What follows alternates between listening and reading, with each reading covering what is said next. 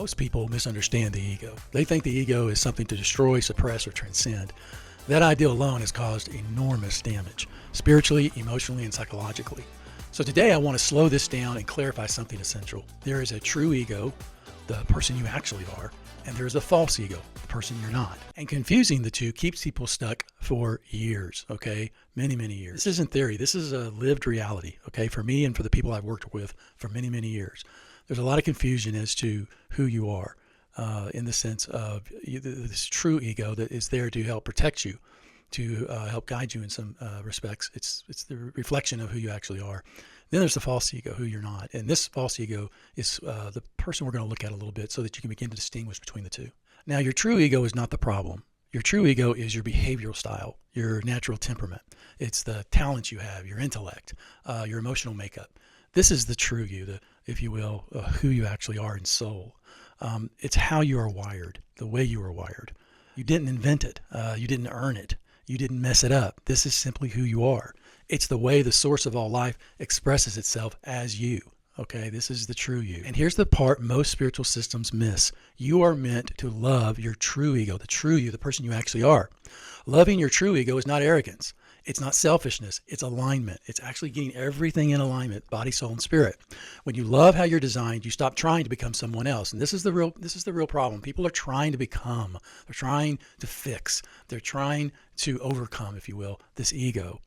And when you stop trying to become someone else, rather than simply being the person you are, you stop competing, you stop comparing, and you stop compensating. Okay.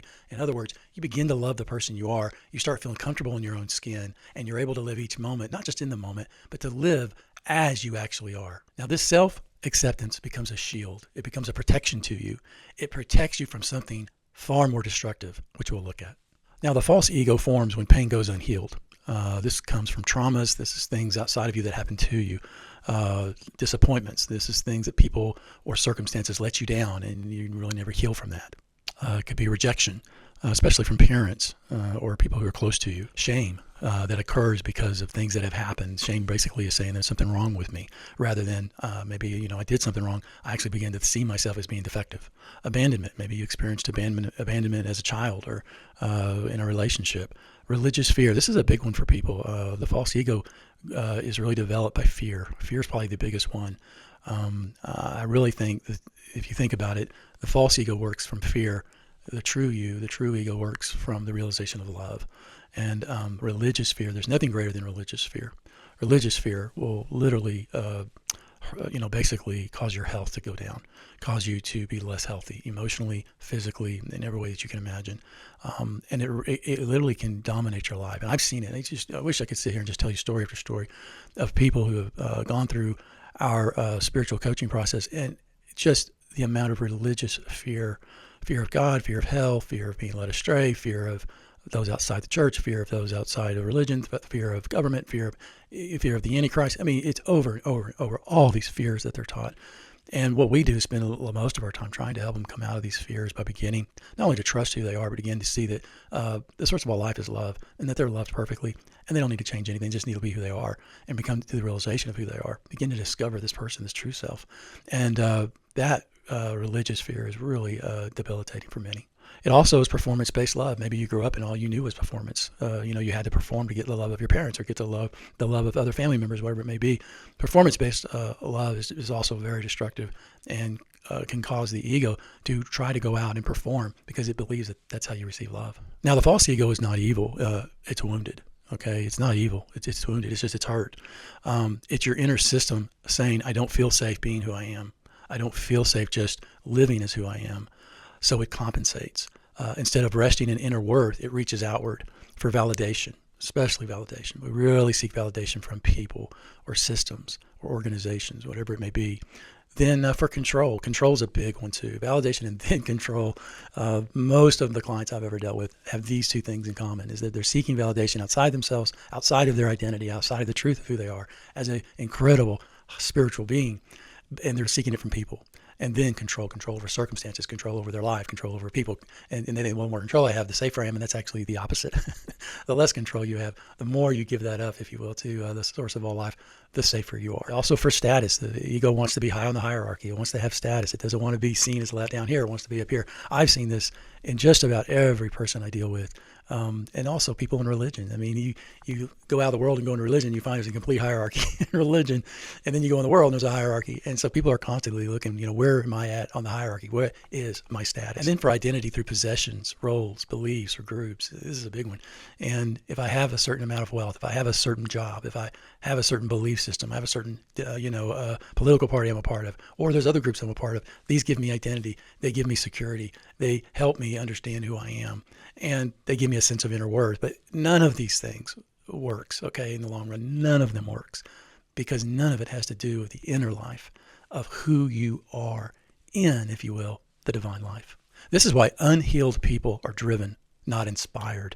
They are driven to try and convince themselves, that they are a person of worth, that they do have value, that they are a person of status, and get the possessions and do all that, versus being inspired from within, from the reality of who they are.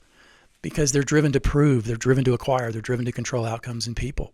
Not because they're bad people, they're bad in the sense of themselves, but because something inside them is still hurting. Something inside them has not been healed. They are still trying to heal, if you will, that inner child. Now, let me give you a practical illustration of this. A person guided by the true ego might seek a home, a place to live, because it supports their life. It serves others. It creates stability. It aligns with their values and the resources that they have. That's a healthy way to go about looking for a home. A person led by this false ego, the wounded ego, seeks a house because it signals success. It fits, if you will, a social identity. It hides the insecurity.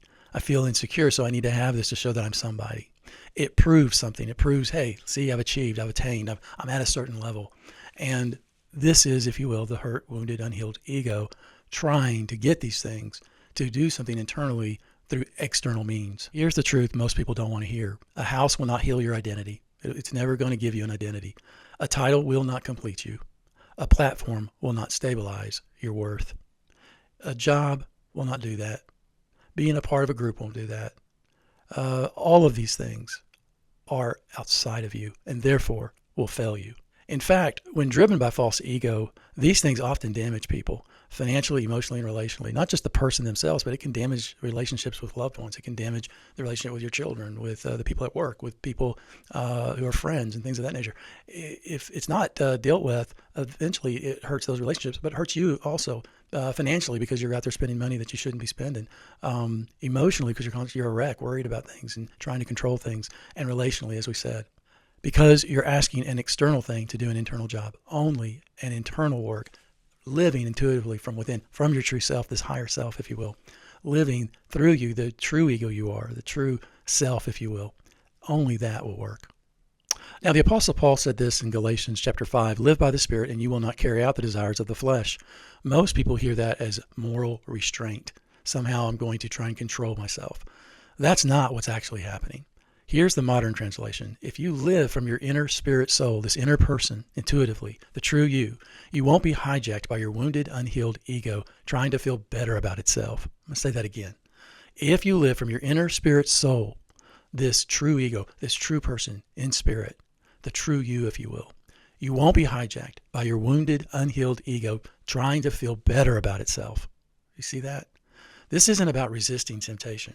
It's about healing disconnection. Letting this inner person heal and begin to reconnect, if you will, with your higher self. Begin to reconnect with your true value, the true worth, who you actually are, your true identity. When the inner wound is healed, the compulsive behavior will begin to lose its power over time. No force is required, no suppression, and no shame. You don't have to, do all these things to try and overcome it. You don't have to suppress who you actually are. You don't have to suppress anything. You can just begin to live out who you are. And the biggest thing is you don't have to live in shame. You don't have to have this shame if there's something wrong with me. There's never been anything wrong with you. You may have done some things that you are ashamed of, but that person who you actually are, this true ego, this true higher self, this true person living in this body, that person has always been worthy to be esteemed, to be loved. That person is enough. Now, here's what I see constantly as a spiritual coach when I do my coaching. People try to ascend without healing. They try to go forward in their lives without first allowing for inner healing of this wounded ego, if you will. They try to manifest without integration, without integrating the true ego, this healed person, with their higher self, soul, and body. They try to transcend, if you will, with transformation without embodiment. In other words, they don't really embody what it is they believe. They're still living apart from coherence. They're doing this and this and this. They say they believe this, but their life isn't coherent. It's not all together. It's not embodied as a truth for them. And it doesn't work. It just doesn't work. Spiritual language can actually become fuel for the false ego if the inner work isn't done, if it hasn't been accomplished. Allowing yourself to heal. You don't heal false ego by being more spiritual. Okay? I'm going to say that. You don't heal false ego by being more spiritual. You heal it by going inward, not upward. You go inward, in the moment, coming into the moment, by listening, by feeling, by allowing truth to surface without judgment. And this is why so many well-meaning people stay stuck. They stay where they are. They don't understand why. They're chasing experiences instead of healing the root system. The solution is not getting more, trying to do more. The solution is returning inward to your spirit soul, to your intrinsic worth, to your original belonging. That's where healing occurs, okay? That's where identity begins to stabilize. You begin to really know who you are as you heal. That's where the false ego begins to loosen its grip as you begin to heal. Nothing external can do this for you. It doesn't. Listen, you keep going outside of yourself and you will live a life of futility, okay? You keep focusing on the things of matter, things that are physical. It's not going to work. Why? Because the truth is within you. It's in the unseen, okay? That's what matters. Nothing external can do this for you, and nothing external ever will. Now, as we move forward in the next phase, if you will, of this series of videos, we're going to look at how vibration plays a role in this process, such as gratitude, joy, thankfulness. These are feelings, but feelings come with great frequency, higher frequencies and higher vibrations. Some feelings can come with much lower frequencies and lower vibrations. Haven't you ever been in a room and somebody comes in and they just got a high vibe of love, of just joy, of happiness, and they just bring that vibe with them in the room and it just lights the room up? Okay, I need to say no more. This is what I'm talking about. There's an energy that comes with your feelings. There's an energy that comes when you begin to feel them strongly. They literally radiate from you and people sense it, and it impacts their energy where they're at. This isn't a technique, but as a natural state that emerges once the false ego no longer runs the system. And that's the big thing, is that the false ego begins to heal. It's no longer running the system. When healing occurs, gratitude stops being an effort. You don't have to try to do it. You just are. You're grateful. It becomes a baseline, if you will, for how you live your life. And from that state, life changes, not because you force it, but because you're aligned. Everything begins to come in alignment with your spirit, if you will, higher consciousness, your soul, and your body. Now, if this resonates with you, sit with it. Begin to do the internal work. Don't rush. Let it work on you from the inside out, okay? And I encourage you also, I have 3 books. One is Alignment of Authentic Love. It really talks about how you begin this healing process, breaking free from churchianity, how you deconstruct and begin to relook at how you even see religion, and then thrive, not just survive, how to live from within, which is what we're talking about today. These things are just resources you can find on Amazon. It's in my name, D. Scott Cook. And you can begin to really see meaningful change, healing, where you begin to live from spirit, you begin to live from the inner life, which is your true self.